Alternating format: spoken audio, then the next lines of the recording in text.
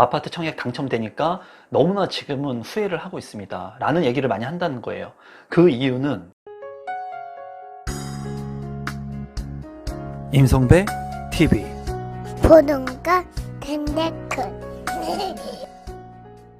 최근에 부동산 가격이 큰 폭으로 올랐을 때 많은 사람들이 영끌이라고 해서 내가 받을 수 있는 대출보다 풀 레버리지를 이용해서 아파트를 산 사람들이 많습니다. 이렇게 많이 오른 아파트의 가격을 보면서 지금이라도 내가 사지 않으면 이 가격이 더 올라갈 거라는 그러한 판단들 때문에 아파트를 아마 샀을 거예요. 여기에는 실제로 내가 이 주택이 필요해서, 아파트가 필요해서 사신 분들도 있을 거고요. 누군가는 투기를 하기 위해서 또는 무조건 전세의 갭 투자를 통해 가지고 레버리지를 이용해서 사 놓으면 이 아파트의 가격이 계속 오르기 때문에 많은 수익을 낼 수 있을 거라고 생각해서 사신 분들도 아마 있을 거라고 생각이 듭니다. 우리가 살아가면서 주택이라고 하는 거, 의식주 모두가 필요하죠. 그렇기 때문에 이 집이라고 하는 것은 반드시 필요한 필수 재화 중에 하나입니다. 그렇기 때문에 많은 사람들이 전세나 월세 또는 매매를 통해 가지고 내가 거주할 집을 선택하게 되는데요. 많은 사람들이 주택을 사기 위해서, 아파트 내 집 마련을 하기 위해서는 많은 돈이 듭니다. 그렇기 때문에 내가 이 아파트를 사기 위해서 돈을 모아서 사기에는 거의 불가능에 가깝죠. 강남권에 있는 아파트 같은 경우에는 20억 원이 훌쩍 넘어가는 가격을 형성을 하고 있죠. 또한 수도권의 역세권의 아파트 같은 경우에도 최근에는 10억 원이 넘게 아파트의 가격이 형성이 되고 있습니다.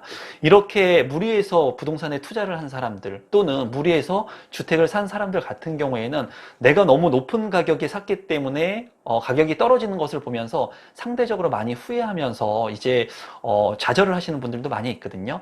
최근에 부동산 가격이 큰 폭으로 올랐기 때문에, 그리고 많이 떨어지면서 조정을 받았던 그런 장세 속에서 많은 분들이 너무 높은 가격에 사신 분들은 후회를 하시는 분들이 상당히 많은 것 같습니다. 최근에 이제 이러한 부동산 시장들 많이 올랐다가 지금 현재는 떨어졌고 또 반등을 하는 시점이기도 하죠. 이런 시점 속에서 많은 분들이 지금 올라가는 부동산의 가격들 그리고 거래량들을 보면서 또다시 부동산이 또 폭등하는 것은 아닌가, 반등하는 것은 아닌가, 이런 생각들을 하시는 분들도 있지만, 너무나 고가에 물렸던 그런 사람들 같은 경우에는 아파트를 산 것을 많이 후회하고 있는 시점이기도 합니다. 그러면 지금까지 아파트의 가격 변화, 부동산의 가격 변화가 어떻게 됐는지 제가 자료를 통해서 한번 정리를 해봤는데요. 간단히 정권별로 부동산의 가격 상승 여력을 한번 살펴보면은 여러분들께서도 이 자료를 참고하시면 좋을 것 같아요. 이제 노무현 정권이었던 2003년 2월부터 2008년 2월까지의 부동산 정책을 한번 살펴보면은 굉장히 강화된 그런 정책들, 규제책들이 많이 나왔습니다. 그리고 2003년도 같은 경우에는 제가 공인중개사 자격증을 따고 이제 부동산에 처음 입문을 했던 시기이기도 하거든요. 이때를 돌이켜 보게 된다면 이제 투기과열지구 제도가 도입이 됐고, 다주택자의 양도세 중과, 그리고 종합부동산세 도입, 실거래가 신고 의무화, DTI 도입, 분양권 전매 제한 등 강화책들이 굉장히 많이 나왔던 시기이기도 해요. 여러분들이 지금 제가 말씀드린 이 정부의 규제책들 어떤가요? 최근에 있었던 정권에서도, 그 문재인 정권에서도 이런 규제책들이 상당히 많이 나왔습니다. 그래서 부동산 가격 변화, 상승률을 살펴보면은 노무현 정권 때는 이제 부동산의 가격이 전국적으로 34%가 상승을 했습니다. 그리고 서울 같은 경우에는 57%의 상승을 보였어요.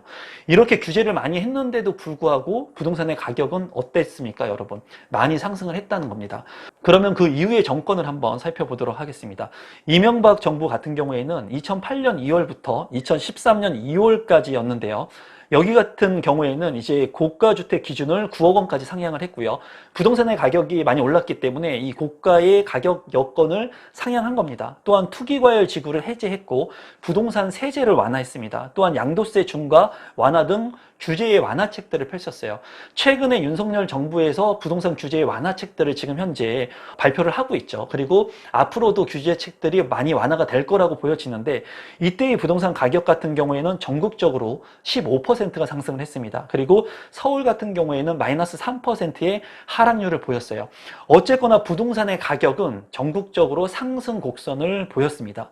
그리고 이제 박근혜 정부 같은 경우에는 2013년 2월부터 2017년 3월까지의 정권이었는데요. 여기에도 LTV, DTI 완화, 양도세 5년간 면제. 이제 이 양도세의 완화, 면제 이런 시기가 도래하게 된다면 여러분들께서 부동산에 더욱더 집중해서 보실 필요가 있습니다. 규제를 완화했을 때 양도세 5년간 면제는 굉장히 큰 혜택이라고 볼 수가 있거든요. 또한 취득세 면제, 청약 조정 대상 지역 선정 등 규제 완화. 이랬을 때의 부동산 가격은 전국적으로 10%가 올랐습니다. 그리고 서울 같은 경우에도 10% 상승을 했어요. 지금 2003년도부터의 부동산 완화책들 그리고 강화책들이 계속 이루어졌던 이러한 상황 속에서 부동산의 가격은 전국적으로 상승을 하고 있습니다, 여러분. 하락을 하는 게 아니라 이 표를 봤을 때 전국적으로 상승을 했다는 거예요. 그리고 되돌아봐서 부동산 폭락이 있었던 시장들, 1997년 IMF, 2008년도에 이제 글로벌 금융위기 때 되돌아보면은 이제 그때에도 2년 안에 모든 부동산의 가격은 반등을 했어요. 이거는 제 그냥 내피셜이 아니라 지나간 자료를 보면은 여러분들께서 누구나 알 수 있는 자료입니다. 그래서 지금이 2023년인데 20년 동안의 부동산 시장을 봤을 때는 우상향하면서 물가 상승률만큼은 부동산의 가격이 상승한 것을 볼 수가 있어요. 그 중간중간에 하락장들이 반드시 있었죠. 그리고 많이 올랐던 그 시점에 사신 분들은 아마 마음고생을 많이 했을 겁니다. 최근에도 아파트를 사가지고 후회했다는 사람들, 그리고 아파트를 너무 고가에 사가지고 뭐 이혼까지 갔다는 그런 사례들이 많이 있죠. 하지만은 이 자료를 봤을 때는 어쨌거나 부동산의 가격이 우상향했다는 것은 팩트적인 부분이에요. 그리고 이제 문재인 정권 같은 경우에는 2017년 5월부터 2022년 5월까지였습니다. 이때는 양도세 중과, 그리고 취득세 중과, 종부세 인상, 재산세 인상, DSR 도입, 임대차 3법 시행, 대출 규제를 강화하는 등 굉장히 강력한 강화책들이 이루어졌습니다. 그래서 이때 당시에는 너무나 많은 중과세라든가 취득세의 중과를 하기 때문에 똘똘한 한 채에 대한 얘기들이 많이 나왔죠. 부동산 같은 경우에는 생물처럼 흐르기 때문에 똘똘한 한 채가 주요한 시장도 있고요. 시점도 있고, 그리고 똘똘한 한 채가 아니라 다 여러 채를 가져가야 되는 그런 포트폴리오를 구성해야 되는 시점도 있습니다. 이 시점은 정권에 따라서 그리고 규제책에 따라서 달라지게 돼요. 이런 것들은 내가 공부를 하면서 부동산 공부를 통해 가지고 내 지식과 기반된 경험을 통해 가지고 이제 선정할 수 있겠죠. 지금 같은 경우에는 완화책들이 이루어지고 있고 양도세의 중과 완화 그리고 취득세의 완화 이런 부분들을 통해서 똘똘한 한 채보다는 여러 채를 가져갈 수 있는 이제 다주택의 포트폴리오를 가져가는 시장이 도래되고 있는 겁니다. 이때 문재인 정권 같은 경우에는 부동산의 가격이 30%가 상승을 했습니다. 그리고 서울 같은 경우에는 52%가 상승을 했어요. 서울 같은 경우에 이렇게 크게 상승을 했던 이유는 양도세의 중과, 취득세의 중과, 당연히 내가 주택을 사려고 해도 팔려고 해도 살 수 없고 팔 수 없으니까 주택을 사게 된다면 한 채를 사야 되고 그 한 채를 사야 된다면 어디를 사야 되겠습니까? 서울의 핵심적인 지역을 사야 되겠죠. 그렇기 때문에 이제 서울이 52%가 상승을 했습니다. 노무현 정권 때도 57%라고 하는 상승률을 보였던 거예요. 이제는 부동산의 규제 완화책들이 이루어지면서 부동산의 가격이 아주 대폭 상승하진 않을 겁니다. 이명박 정권에서 15% 상승을 했고요. 그리고 박근혜 정부에서 10%를 상승한 지난 사례를 보면은 앞으로의 부동산 가격이 50%뭐 이렇게까지 상승하기는 어려워 보이고요. 물가 상승률을 감안한 10% 내외 또는 15% 정도의 상승률을 보일 것으로 예상할 수가 있어요. 물론 정부 정책에 따라서 더 크게 상승할 수도 있고요. 더 크게 하락을 할 수도 있습니다. 어쨌거나 20년 동안의 부동산 가격 상승 여력을 보면은 부동산의 가격 상승률이 물가 상승률 이상만큼 상승을 했고 그리고 이런 규제책과 완화책들이 지속해서 이제 상승과 하락을 반복했다는 거예요. 여기에서 봤을 때 최근에 아파트를 사서 불행해지는 사람들 그리고 청약에 당첨이 됐지만은 우울해지는 사람들이 있는데요. 이 이유는 단 한 가지입니다, 여러분. 그 이유는 내가 너무나 높게 사서 이유가 아니에요. 내가 산 이 부동산을 남들과 또는 다른 부동산들과 너무나 비교하기 때문이에요. 제가 인생을 살아가면서 중요한 것은 가치적 판단을 하기 위해서 남들과 비교할 필요는 있습니다. 그런데 중요한 것은 정작 내가 가지고 있는 부동산의 가격과 남들이 가지고 있는 부동산의 가격, 그리고 내가 가지고 있는 부동산과 남들이 가지고 있는 부동산, 이런 것들을 내가 지속해서 비교했을 때 내가 선택할 수 있는 선택지들이 점점 줄어든다는 거예요. 비교를 하는 것은 맞는데 이런 비교를 하면서 내가 성장하기 위해서는, 그리고 내가 아파트를 사거나 투자를 했을 때 불행해지지 않기 위해서는 현명한 판단을 하고 선택을 해야 되겠죠. 공부를 통해서. 이런 것은 당연한 것이고, 중요한 것은 나의 과거하고 그리고 내가 생각했던 지난 날들하고 비교를 하면서 나를 조금씩 업그레이드 시키는 것이 중요합니다. 내가 만약에 잘못된 선택을 해가지고 무언가를 투자했을 때 그 선택이 왜 잘못했는지, 그리고 그때 만약에 선택을 하게 됐을 때 지금의 상황에서는 어떤 올바른 선택을 할 수 있는지를 비교하는 거예요. 물론 다른 올바른 투자를 한 사람들과 비교를 하면 좋겠지만, 그런 비교를 했을 때 내가 빌 게이츠하고 비교를 하고 워런 버핏하고 비교를 했을 때는 내가 한없이 작아지고 나의 그 선택이 현명하지 못했다고 생각을 하기 때문에 계속 불행해지는 그런 생각만 할 수밖에 없고, 그리고 부정적인 생각만을 할 수밖에 없다는 거예요. 하지만 내가 지난 과거 속에서 10년 전보다 조금 나은 삶, 그리고 5년 전보다 조금 나은 삶, 그리고 1년 전보다 조금 나은 선택들을 할 수 있는 그런 기준점들을 하나씩 잡아간다면 내가 올바른 투자를 할 수 있고, 내가 부동산 투자를 했을 때 또는 아파트 청약을 받았을 때, 아파트를 통해서 내 집 마련을 했을 때 나와의 비교를 통해서 어떤 점들을 개선해야 될지를 명확하게 알아가게 될 겁니다. 그리고 이런 것들을 통해서 나만의 기준점들이 생기게 될 거예요. 그래서 최근에는 부동산 투자를 해서 아파트를 사서 불행하다, 또는 부동산을 사서 불행하다, 이런 얘기들을 많이 하는데, 어쨌거나 정권별로 부동산의 가격을 봤을 때는 물가 상승률만큼 20년 동안의 이 팩트적인 부분을 봤을 때는 올라갔다는 겁니다.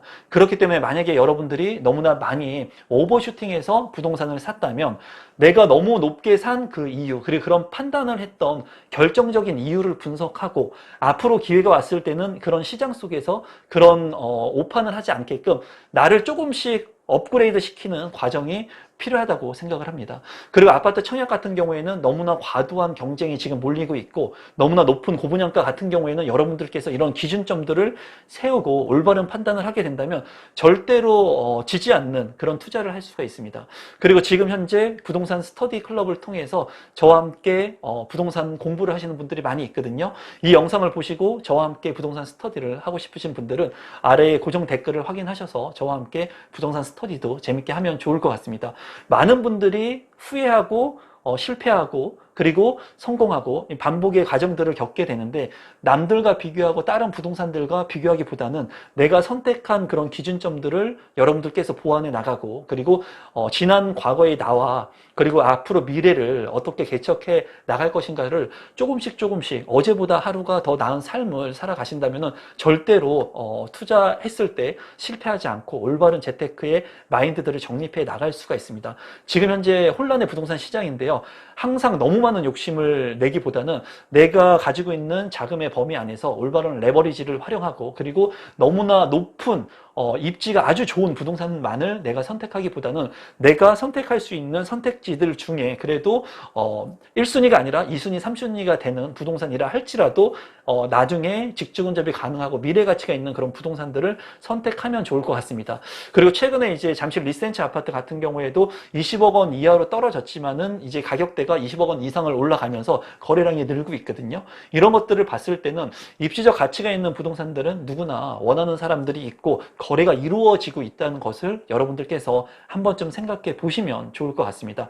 기회는 늘 있기 때문에 이런 기회를 잘 잡을 수 있는 분들이 되셨으면 좋겠고, 올바른 선택을 하지 못해서 너무나 높은 가격의 부동산을 샀다 하더라도 내가 이제 내 본업에 충실하면서 이 부동산의 가격, 이 자산의 가치가 올라갈 수 있는 여지는 충분히 있으니까 여러분들께서 오판했던 부분들을 다시금 한번 되짚어 보면서 나를 좀 더 업그레이드 시킬 수 있는 그런 시간이 됐으면 좋겠습니다. 그리고 자책할 필요가 전혀 없어요. 주택은 누구나 필요하죠. 내가 내 집이 있다고 한다면 2년마다 계속 전세를 옮겨가는 그런 스트레스에서 해방이 될 수가 있습니다. 내가 본업에 충실할 수 있고 내 내재 가치를 끌어올릴 수 있는 그 시간을 가져간다고 생각하시면 좋을 것 같아요. 그렇기 때문에 여러분들께서도 이 영상 보시면서 너무나 아파트 가격을 높게 사신 분들 같은 경우에는 불행하다고 생각하기보다, 부정적인 생각을 하기보다는 긍정적인 마인드로 내가 어떻게 변화하고 내가 어떤 부분을 실패했는지 실수했는지를 한 번쯤 되돌아보면서 여러분들의 삶의 질을 더 올릴 수 있는 그런 시간이 됐으면 좋겠습니다.